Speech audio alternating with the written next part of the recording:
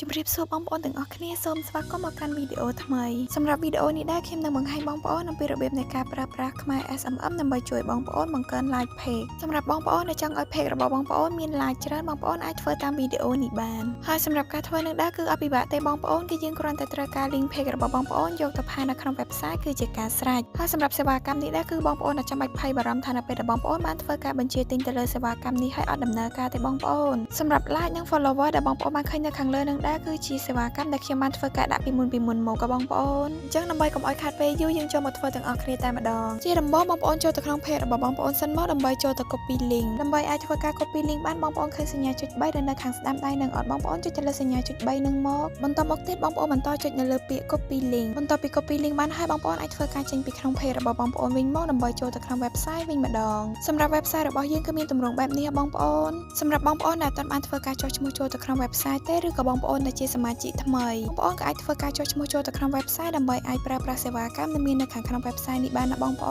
នសម្រាប់បងប្អូនដែលអត់ដឹងអំពីរបៀបចុះឈ្មោះនិងរបៀបដាក់លុយចូលទៅក្នុង website ទេបងប្អូនក៏អាចចុចនៅតាម link នៅខាងក្រោមវីដេអូនេះបានខ្ញុំនឹងដាក់ link ជូនបងប្អូននៅខាងក្រោមវីដេអូនេះនៅក្នុង website នេះដែរគឺយើងមានសេវាកម្មជាច្រើនដែលបងប្អូនអាចធ្វើការជ្រើសរើសប្រើប្រាស់បានទៅតាមតម្រូវការរបស់បងប្អូនផ្ទាល់ប៉ុន្តែសម្រាប់វីដេអូនេះដែរខ្ញុំនឹងបង្ហាញបងប្អូនទាក់ទងជាមួយនឹងសេវាកម្ម Facebook គឺការបង្កើន like និង follower ទៅលើ Facebook page អញ្ចឹងជាដំបូងបងប្អូនធ្វើការចុចនៅលើ logo Facebook នេះសិនមកបន្តមកទៀតបងប្អូនអូនមកក្រោមដើម្បីចុចនៅកន្លែង category នេះសម្រាប់កន្លែងនេះដែរគឺយើងមានសេវាកម្មជាច្រើនដែលទាក់ទងជាមួយនឹង Facebook របស់បងប្អូនប៉ុន្តែបងប្អូនជ្រើសយកសេវាកម្មដែលមានឈ្មោះថា Facebook page like បូកជាមួយនឹង follow នេះមកបងប្អូនសម្រាប់សេវាកម្មនេះដែរគឺបងប្អូនចំណេញខ្លាំងមែនទែនបងប្អូនគឺបងប្អូនមិនត្រឹមតែអាចបង្កើន like page នោះទេគឺបងប្អូនក៏អាចបង្កើនទាំង follower ទៅលើ page របស់បងប្អូនបានថែមទៀតគឺចំណេញខ្លាំងមែនទែនបងប្អូនគឺបានទាំង follower និង like បងប្អូនចំណុចបន្តមកទៀតបងប្អូនមកនៅកន្លែង service សម្រាប់កន្លែងនេះដែរគឺបងប្អូនធ្វើការជ្រើសរើសសេវាកម្មមកតង់ទៀតនៅក្នុងនេះដែរគឺយើងមានសេវាកម្មជាច្រើនដែលទាក់ទងជាមួយនឹង Facebook page like និង follower បងប្អូនសម្រាប់សេវាកម្មទាំងអស់នឹងដែរគឺមានតម្លៃធូរថ្លៃខ្លាំងមែនទែនបងប្អូនសម្រាប់សេវាកម្មខ្លះគឺអត់ដល់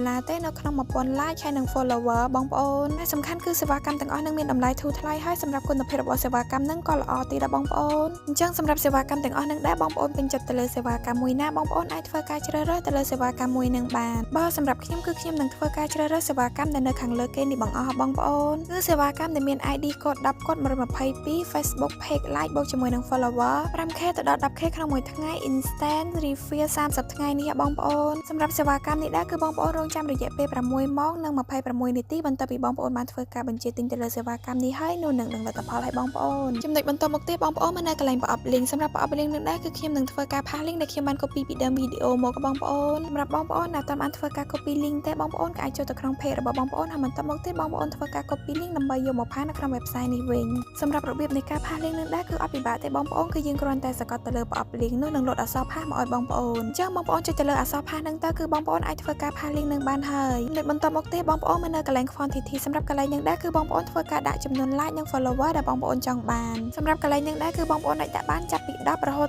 ដល់ 500k like និង follower បងប្អូននៅត្រង់ចន្លោះតួលេខនឹងដែរបងប្អូនចង់ដាក់ប៉ុន្មានក៏បានដែរអាស្រ័យទៅលើតម្រូវការរបស់បងប្អូនផ្ទាល់ប៉ុន្តែបងប្អូនត្រូវចាំថាបងប្អូនអាចដាក់តិចបំផុតគឺត្រឹម10ហើយនិងច្រើនបំផុតគឺត្រឹម 500k ហ្នឹងណាបងប្អូនសម្រាប់ខ្ញុំធ្វើវីដេអូបង្ហាញបងប្អូនចឹងខ្ញុំបានដាក់ច្រើនតែបងប្អូនគឺខ្ញុំដាក់ត្រឹមតែ10 like និង follower តែបងប្អូនបន្ទាប់ពីបងប្អូនបានដាក់នៅចំនួនដែលបងប្អូនចង់បានអស់ហើយបងប្អូនមើលបន្ទាប់នៅកន្លែងឆាតសម្រាប់កន្លែងនឹងដែរគឺវានឹងធ្វើការគិតលុយស្រាប់មកឲ្យបងប្អូនតែម្ដងថានៅពេលដែលបងប្អូនដាក់ចំនួនប៉ុណ្ណាតែបងប្អូននឹងត្រូវចំណាយលុយអស់ប៉ុន្មានណាបងប្អូនទីហោថាដូចនៅខាងលើនឹងដែរគឺខ្ញុំដាក់ចំនួន10 like follower បងប្អូនចឹងនៅកន្លែងឆាតនឹងដែរគឺវានឹងគិតលុយឲ្យបងប្អូនអស់ត្រឹមប៉ុណ្ណឹងប៉ុន្តែសម្រាប់កន្លែងឆាតនឹងជាក់ស្ដែងគឺវាអត់នៅថេរដដែលតែបងប្អូនគឺវានឹងមានការប្រែប្រួលអាស្រ័យទៅលើចំនួន follower ឬក៏ like ដែលបងប្អូនបានដាក់នៅខាងលើឧទាហរណ៍ថាបងប្អូនដាក់ចំនួនលើពី10បងប្អូនដាក់20